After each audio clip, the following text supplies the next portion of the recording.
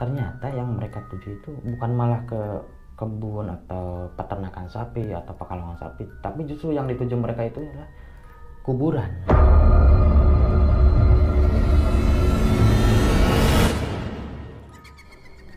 Kedengarlah itu jelas banget, jelas suara kuntilanak ketawa itu.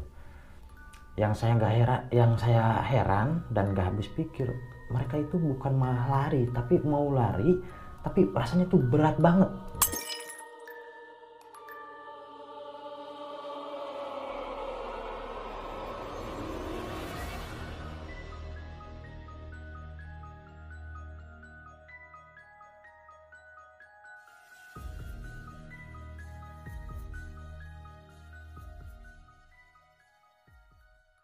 Bismillahirrahmanirrahim. Assalamualaikum warahmatullahi wabarakatuh.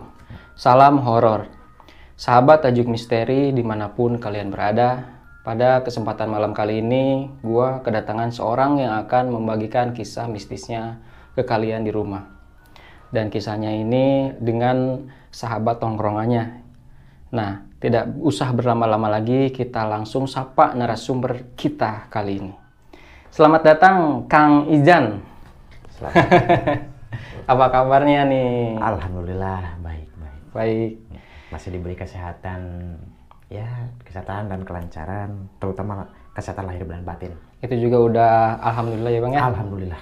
Pondasi utama dari diri kita. Betul sekali. Nah, Bang, kira-kira ini ada cerita apa nih yang mau dibagikan ke teman-teman subscribe di rumah? Jadi ceritanya itu kalau secara ringkas ya. Jadi ceritanya kisah teman saya, istilah kata mungkin dikatakan orang ya mungkin agak sedikit bandel lah. Bandel atau nakal atau apapun ya disebutnya. Jadi dia itu istilahnya pengen mabok. Iya. Cuma tapi istilahnya maboknya yang mabok murah-murahan lah gitu. Gitu. Nah di situ dia istilahnya mengalami suatu kejadian gaib, yaitu mendengarkan suara kuntilanak lah. Gitu. Waktu mencari sesuatu itu. Oke deh, siap Bang. Tapi sepertinya gue lihat-lihat ada ini ya Bang, channel YouTube gitu. Oh iya, kebetulan channel YouTube saya ini ya bisa dikatakan masih baru. Dan nama channelnya ini Ijang Sukma. Ijang Sukma. Nah, itu channel membahas tentang apa tuh Bang? Jadi itu channel memang channel hiburan lah gitu istilahnya, tentang musik, tentang cover lagu, musik cover seperti itu. Oke deh, buat teman-teman jangan lupa mampir ke channelnya Ijang Sukma. Jangan hanya ditonton, di like, komen, dan subscribe dong ya. Nah, untuk teman-teman di rumah yang lagi menonton tayangan ini, jangan lupa subscribe karena untuk mendukung channel Tajuk Misteri agar lebih berkembang lagi dan kami lebih bersemangat lagi untuk membuat konten-konten terbaru di Tajuk Misteri. Dan untuk kalian yang sudah mendukung kami sejauh ini, kami mengucapkan banyak-banyak terima kasih. Semoga amal kebaikan kalian dibalas oleh Allah Subhanahu wa Ta'ala. Yuk, kita langsung dengarkan ceritanya dari Kang Ijan.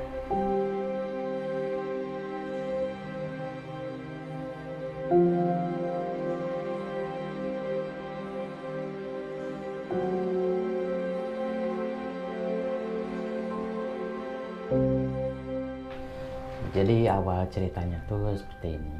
Di satu malam bisa dikatakan ya kalau orang kampung saya bilang itu mungkin untuk malam mingguan lah. Gitu.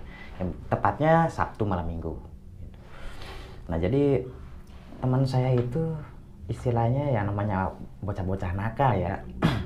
Jadi kepengennya itu kalau yang namanya nakal mungkin pengen sensasi atau apa, mungkin larinya kalau istilahnya ke mabok gitu kan.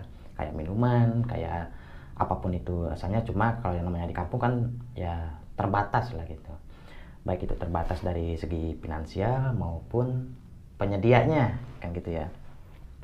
Jadi pas malam itu mereka itu punya inisiatif yang istilah bisa dikatakan yang saya pun nggak menduga gitu, nggak menduganya gimana. Jadi karena mungkin saking nggak ada modal mungkin ya.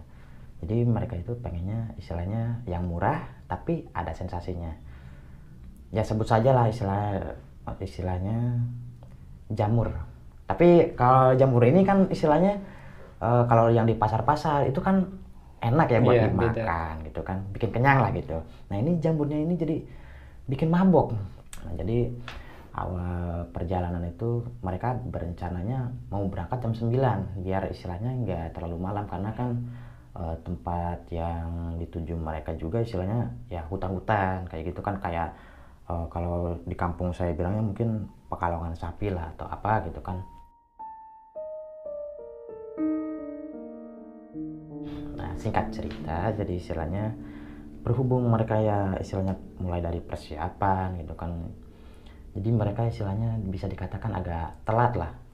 Telatnya jadi yang harusnya berangkat jam 9 ternyata berangkatnya jam 10.30, mau mendekat jam 11 lah, berarti istilahnya mau mendekat ke tengah malam. Nah, berangkatlah mereka gitu istilahnya. Kalau saya memang hanya sebatas ya mendengarkan, terus istilahnya mengantar sampai sebatas gerbang lah, kalau bisa dikatakan gerbangnya. Ternyata yang mereka tuju itu bukan malah ke kebun atau peternakan sapi atau pekalongan sapi, tapi justru yang dituju mereka itu adalah kuburan. Kuburan? Iya. Karena kan kalau di kampung itu kan jadi kuburan, meskipun dekat kuburan atau pemakaman, jadi masih ada warga sekitar yang istilahnya ternak sapi, yang mungkin 5 ekor atau 4 ekor. Itu kan jamur-jamur tersebut kan masih bisa ditemukan di sana gitu.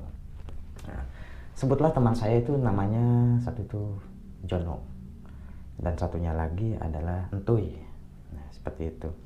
Jadi ketika pas mereka mulai mencari di tengah perjalanan, jadi istilahnya udah merasakan hawa-hawa yang kurang enak lah gitu.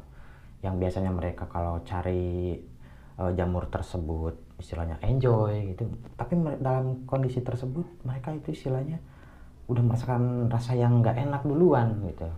Ya kalau untuk pribadi saya memang saya itu istilahnya nggak berani, karena kan udah nggak ada ya minim pencahayaan, namanya udah di pemakaman kampung ya, yang disebut gelap bener tuh memang bener-bener gelap gitu kan ya. Beda sama kayak di sini, kalau di sini kan ya masih ada terang-terangnya lah, penerangannya gitu kan ya. Cuma kalau misalkan untuk kengeriannya memang di kampung lebih ngeri. Iya benar. Ya soalnya kan nggak ada yang nongkrong, nggak ada penerangan, nggak ada apa. Kalau disebutkan gelap tuh benar-benar gelap. Seperti itu.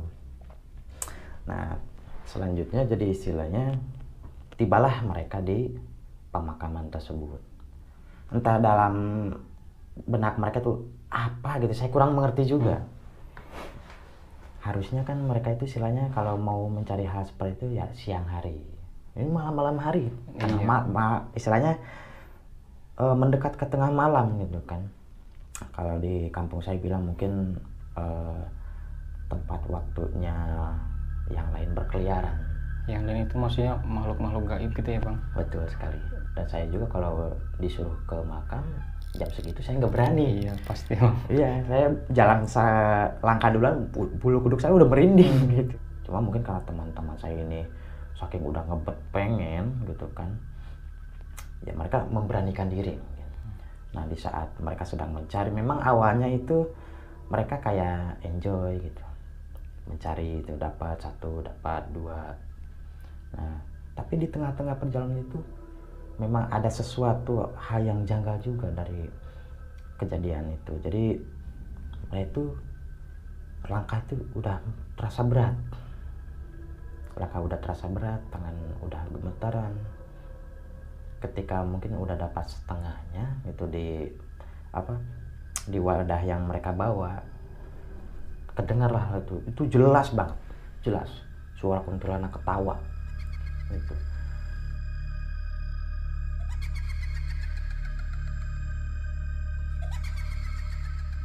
Yang saya heran dan gak habis pikir, mereka itu bukan malah lari, tapi mau lari, tapi rasanya tuh berat banget.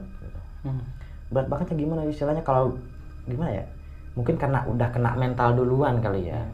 Jadi pas ketawa, mereka mau istilah, kalau kita kan ada kaget refleks ya. Nah ini mah pas ada kaget, langsung gitu, kok gak bisa gerak gitu, kayak ada yang nahan gitu. Nah, seperti itu butuh beberapa waktu, mungkin ya sekitar ya dikatakanlah 1 menit. Itu mereka baru bisa jalan. Akhirnya setelah mereka baru bisa jalan, mereka langsung lari sekencang-kencangnya, langsung pulang ke rumah. Dan ketika pas saya melihat mereka itu istilahnya terdiam dulu sebentar. Saya tanya pun mereka itu istilahnya nggak menjawab dalam beberapa menit. Ya kalau misalkan pengen minum kayak normal biasa, cuma nggak menceritakan kejadian pas waktu di pemakaman tersebut gitu. Dikatakan kesurupan mungkin nggak juga, soalnya kan pas saya waktu tanya mereka masih menjawab dengan normal. Cuma jadi posisinya mereka itu kayak terdiam gitu, nggak mau ngomong gitu. Kalau ditanya istilahnya yang lain, dia jawabnya ya normal-normal aja gitu. Setelah beberapa menit berlalu, saya tanya kembali dan dia istilahnya menceritakan ketika pas waktu kejadian di pemakaman tersebut, mereka mendengar suara Kunti yang sangat jelas sekali, kayak berasa benar-benar di kalau Dekat telinga gitu dekat ya? telinga, betul. Berasanya itu, jadi bilangnya itu mereka berasa kayak dekat banget, dekat telinga gitu, belakang, tepatnya mungkin di belakang. Dan kerasnya itu kayak di pinggir telinga, dekat telinga kayak gitu. Ya mungkin kan ada orang kampung saya yang bilang kalau kita nemu hal seperti itu, kalau kita kelihat duluan sama mereka, kita yang malah kena mental gitu. Tapi kalau kita duluan yang melihat mereka, itu malah kebalikannya. Ada yang bilang seperti itu, mungkin apa yang dialami mereka tersebut mungkin ya kena mental duluan lah, seperti itu. Dan setelah saya tanya-tanya, setelah mereka bisa ngejawab, setelah istilahnya mentalnya udah stabil, ya mereka menceritakan hal tersebut. Nah setelah itu mereka itu langsung ini tanpa berpikir panjang, jadi mereka langsung mengolah jamur tersebut gitu. Seperti itu. Ya pengolahannya kan istilahnya macam-macam ya. Oh iya. Ada yang digoreng, ada yang dijadikan campuran kopi, ada juga istilahnya yang dicampurkan dengan istilahnya telur, baik itu digoreng maupun istilahnya kalau misalnya telurnya itu direbus, dicampur, diaduk, dimakan. Karena mungkin istilahnya pengolahannya seperti itu, jadi nggak ketahuan. Tapi setelah itu ya selang beberapa jam mereka kayak normal-normal aja gitu ya. Karena saya pun istilahnya mereka ngomong dengan saya ya normal gitu ya, ngopi, ngerokok, istilah kalau di kampung kan main gaple gitu kan. Tapi setelah beberapa jam kemudian mereka mungkin selain udah mengantuk lah gitu. Kalau bisa dikatakan yang namanya efek dari mushroom tersebut atau jamur tersebut itu kan mulai bereaksi. Jadi ketika pas mereka bereaksi itu dari hal tersebut, jadi saya itu malah kaget. Jadi kesannya itu kayak orang kesurupan gitu.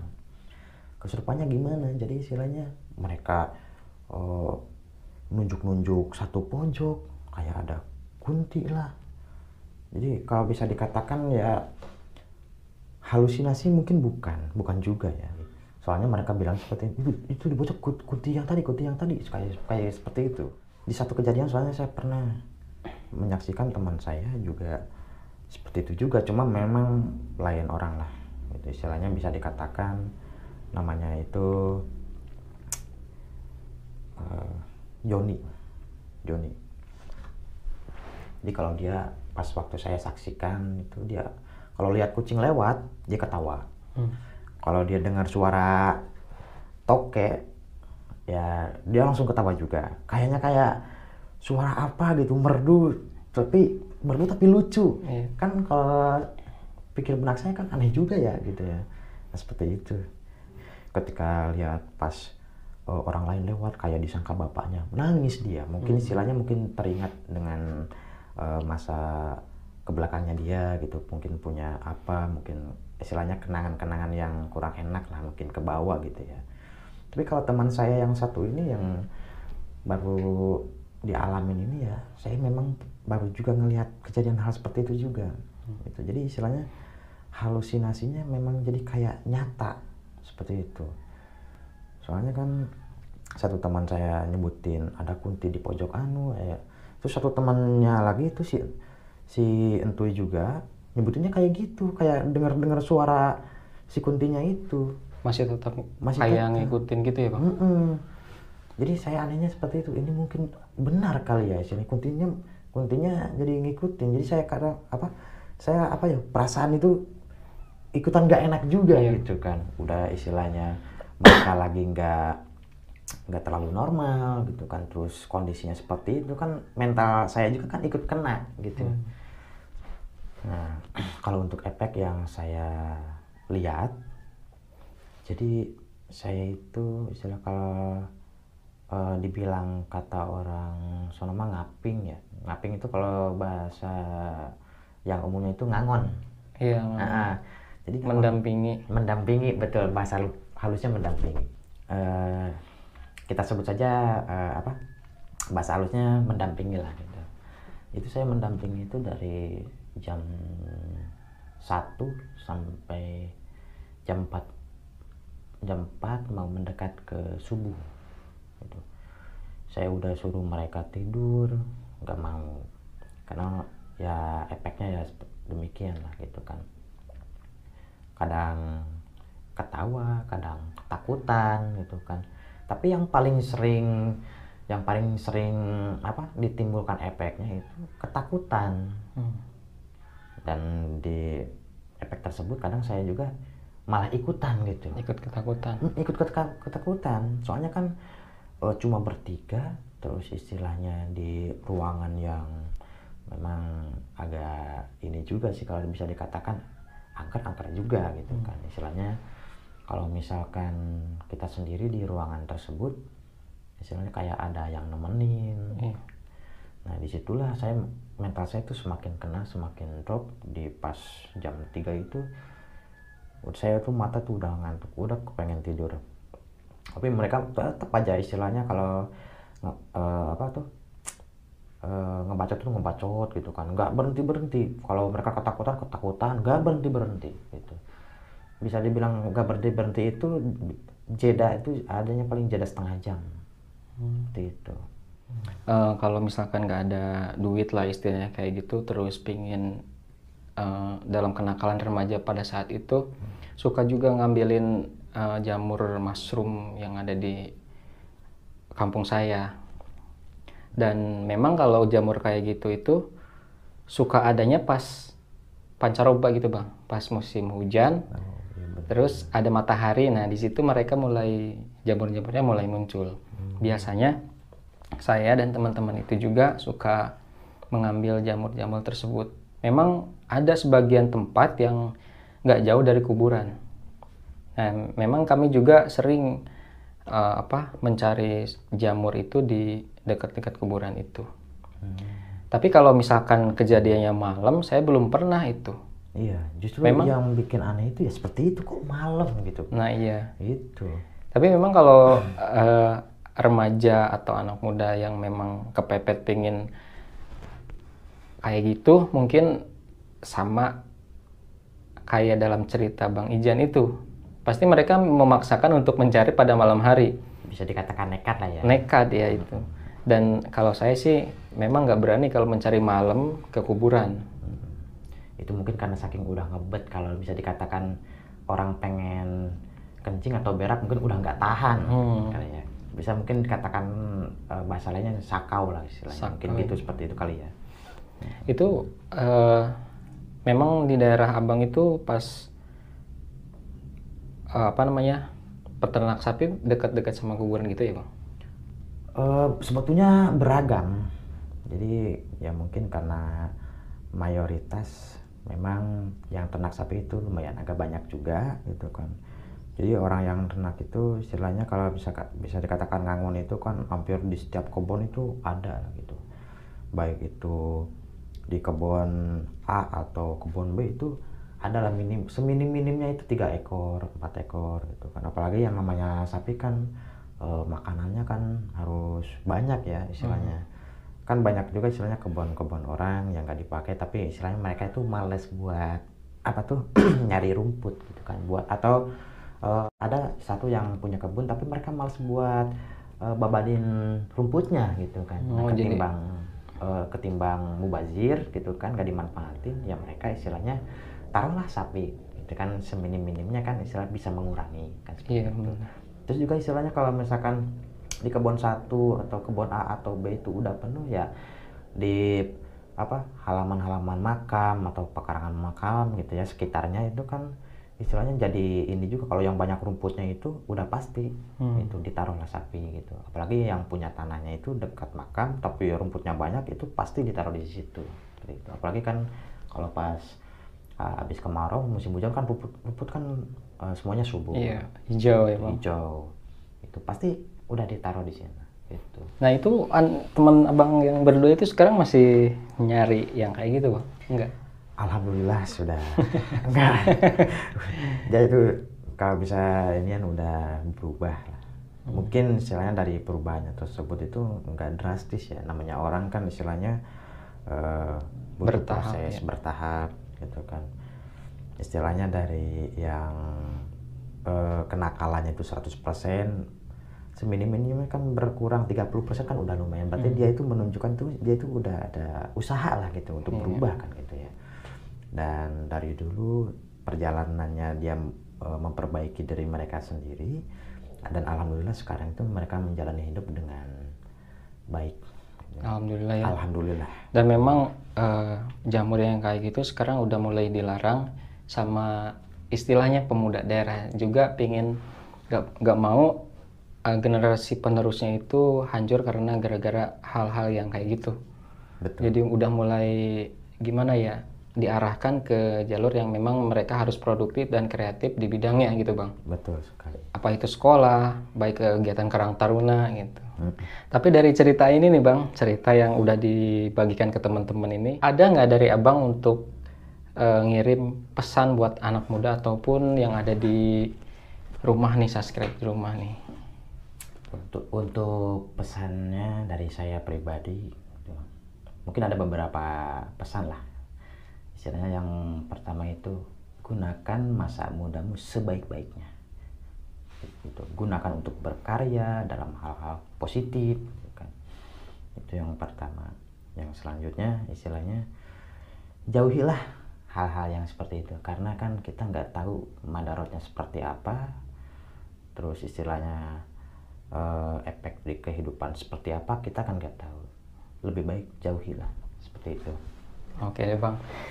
Terima kasih banyak nih Bang udah mampir di konten Tajuk Misteri ini. Sama-sama. Semoga Abang kedepannya makin lancar dalam segala hal. Dan salam juga nih buat keluarga di rumah Bang. Waalaikumsalam. Nah, mungkin segitu aja teman-teman cerita dari Bang Ijan dan pesan dari beliau juga.